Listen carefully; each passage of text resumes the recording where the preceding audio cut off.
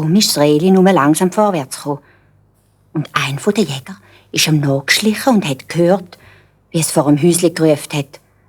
»Mein Schwesterlein, lass mich herein!« Er hat auch gesehen, wie die Tür ein Spältchen auf und dann sofort wieder zugegangen ist. Da ist der Jäger zum König und hat ihm alles erzählt. Und der König hat gesagt, »Morgen gehen wir noch mal jagen. Und dann musst du mir das Waldhäusli zeigen. Mich nimmt's Wunder, was da los ist.« Das Schwesterli ist natürlich schön verschrocken, als es gesehen hat, dass das Rehli verwundet ist.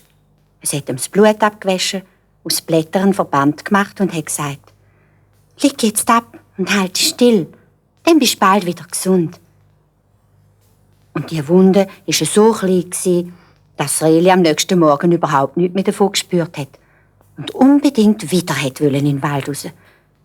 Das Schwesterli hat brieket und gesagt, »Wenn du jetzt wieder gehst, dann tötet es dich.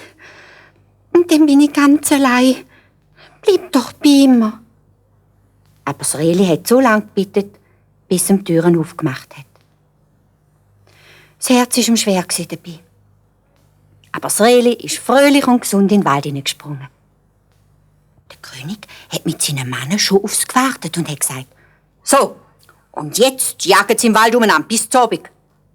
Aber dass ihm keinen etwas zu leid tut.